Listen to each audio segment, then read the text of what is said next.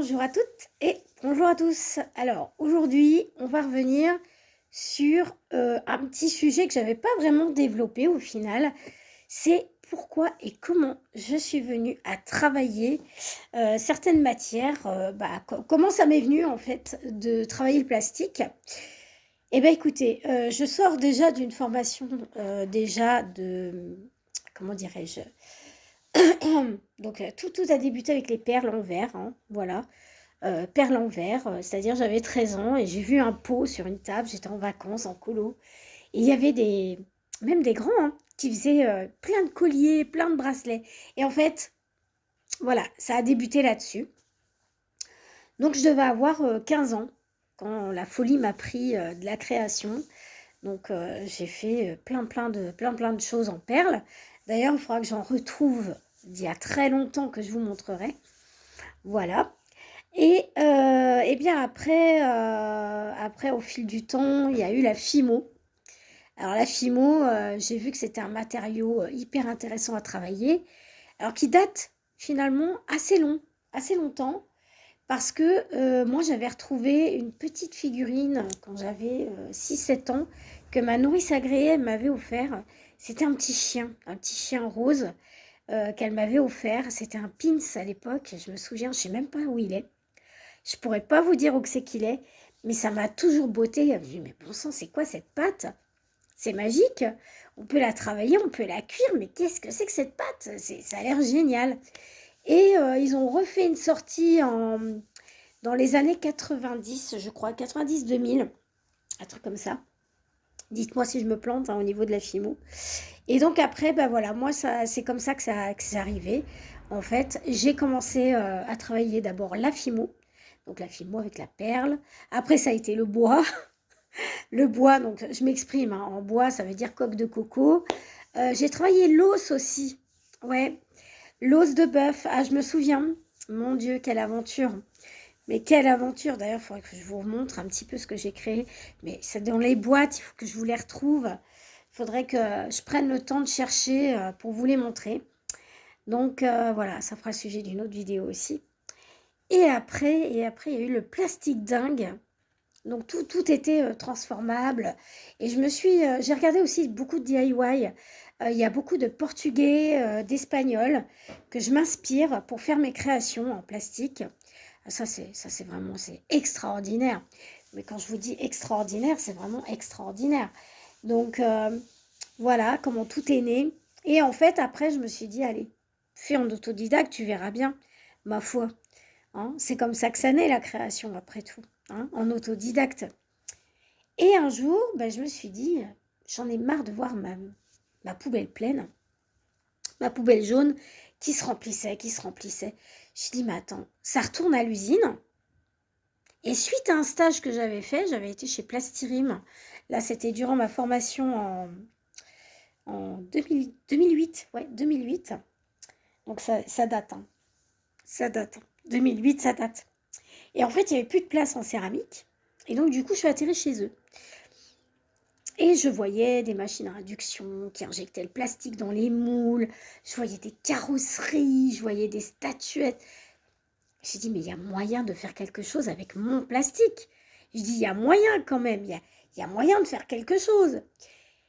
Et puis, je reviens un soir et là, j'ai dit non. En sortant ma poubelle, j'ai dit non, non, il y a quelque chose à faire. C'est pas possible, il y a quelque chose à faire. Et là, bah, je prends un bidon de shampoing. Ouais, je crois. Je crois que c'est un bidon de shampoing. Et je m'amuse à le découper. Mais alors à faire des formes, n'importe quoi. Puis j'ai dit, attends, faut arrondir les angles. Donc on va le passer à la flamme, on va le faire quelque chose de joli. Et bah, ça ressemblait à rien. Mais c'était ma première pièce. Et de là, quelques années après, je me mets à mon compte. Et je commence à faire des petites créas et tout. Bon, ça marchait pas parce que j'avais pas encore le truc comme je fais aujourd'hui. Mes créations, voilà, c'est ma patte, voilà. C'était les débuts. Et j'ai toujours travaillé avec le plastique, mais je le fondais pas, je le travaillais pas, je le transformais pas, et ça ressemblait à rien. Donc forcément, ça pouvait pas fonctionner. Donc, et un jour, je suis tombée sur une espagnole. Je crois que c'est ça. une Espagnole ou une Uruguaise. Je crois que c'est une Uruguaise. Et qui a un fils, elle a monté une association, justement avec de la recyclerie pour aider les enfants handicapés. Et là, je la regarde, je dis, bon sang, c'est exactement ce que je fais. Mais c'est étonnant quand même, c'est génial. Et là, je commence à regarder et elle commence à me montrer des patrons qu'elle fait. Donc, elle fait mais plein de choses. Ça va de la panière pour faire ses courses au pot de crayon. Ah, c'est génial, c'était super. À un moment donné, je tombe sur un beau collier jaune poussin, tout en rondeur, très très bien fait et tout. Et je me dis, waouh, c'est magnifique, j'aimerais trop faire ça au final, ça serait génial. Et du coup, je me commence à faire comme ça des petits modèles, et un, et deux, et trois, que je commence à mettre sur moi. Et les gens m'arrêtent dans la rue, me disent, mais c'est très joli, qu'est-ce que c'est? Ben, je leur dis, c'est du plastique. Vous savez, les bouteilles que vous avez dans vos armoires, les bouteilles de gel douche, les bouteilles de shampoing, ben, en fait, au lieu de les jeter, je les recycle. Donc, j'ai commencé comme ça. Et puis après, je suis tombée en amour sur un groupe qui faisait de la thermoformation. Ils recyclaient le plastique, donc ils le découpaient à la machine, hein. Donc moi, je le découpe, voilà, je le découpe avec la cisaille, hein. Vous voyez, je m'embête pas. Et bah, je leur voyais faire les mélanges et tout. Ils faisaient des dessous de plats. Et en fait, l'idée de la thermo, comme je fais là, au fer à repasser, ça vient de là. Sauf que moi, j'avais pas mon matériel. Donc, j'avais pas de four, j'avais rien. Je me dis, mais bon sang, comment je peux faire? Et j'ai essayé. Je me suis dit, je vais essayer. Je coupe mon plastique, je commence à le faire. Et là, ça a pris forme en 2018, je crois. Ouais, 2018. Donc, bien des années après. Euh, et là, je commence à faire des pièces assez intéressantes, voilà, que je garde pour moi au départ. Parce que bon, voilà, j'osais pas.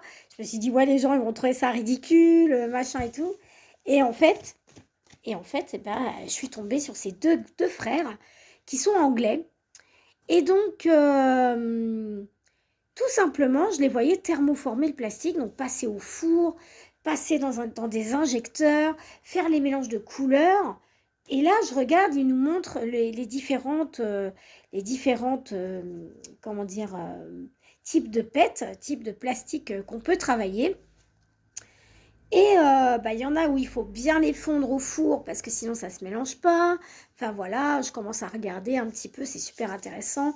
Donc ça va du dessous de plat, ça va de la boîte de rangement, plein de choses hyper intéressantes. Et un jour, encore, je tombe encore sur un DIY, sur des gens qui fondent le plastique au fer à repasser. Donc vous savez, les fameux tutos de bouteilles où ils font fondre le, comment dire, le corps de la bouteille, ils le transforment en bracelet. Donc ils mettent du tissu, ils mettent des paillettes, ils mettent plein de trucs comme ça.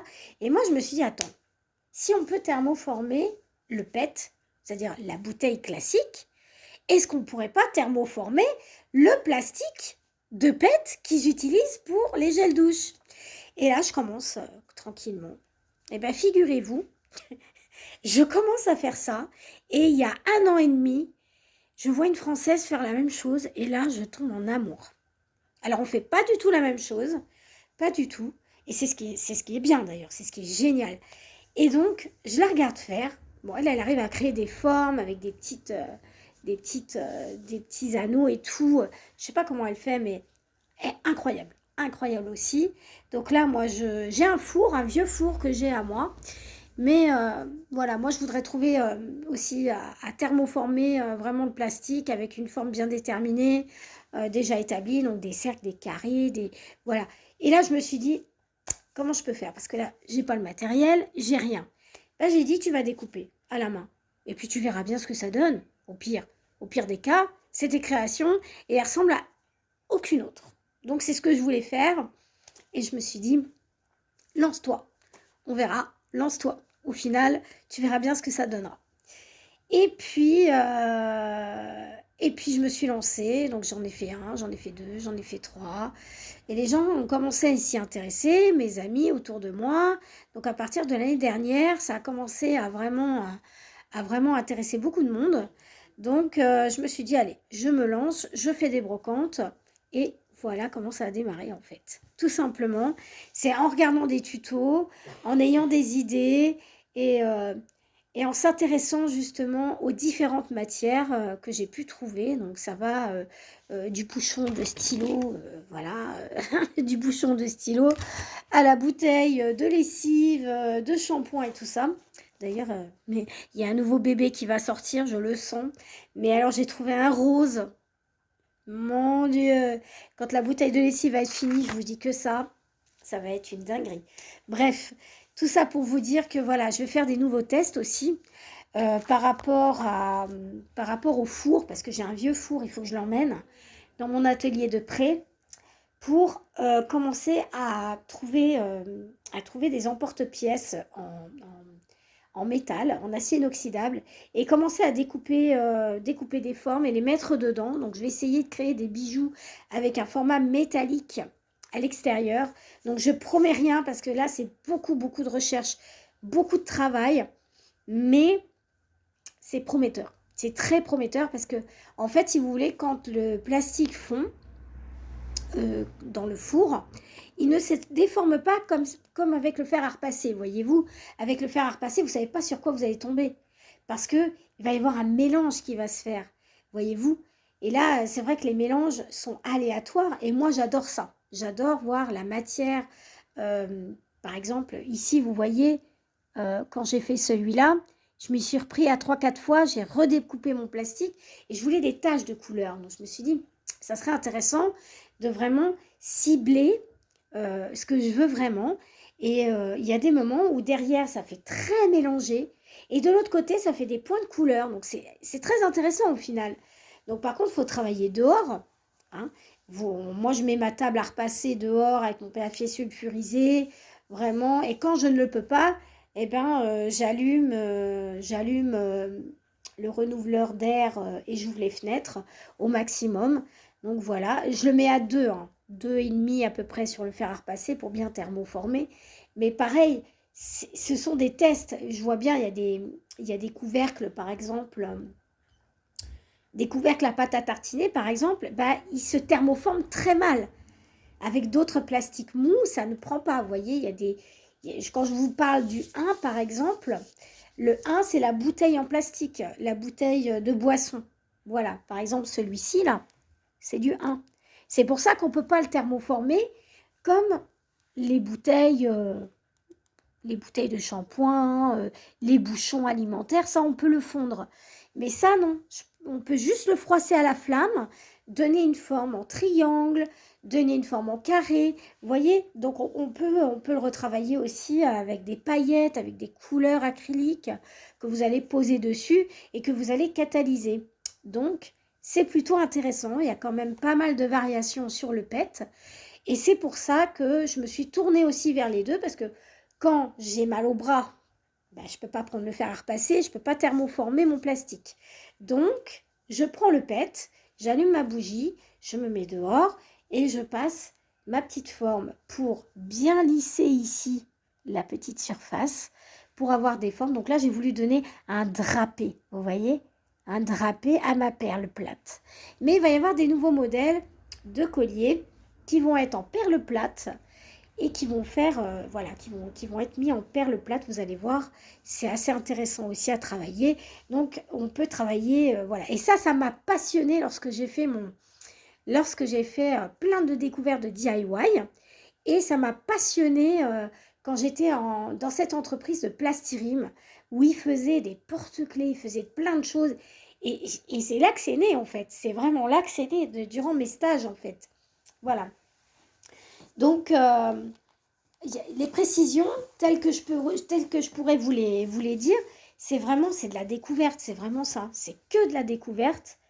Et comment vous dire, mais quand vous réalisez votre propre bijou, quand vous savez qu'il ne va pas atterrir à la poubelle, quand vous savez qu'il ne va pas repasser en usine, mais c'est une merveille.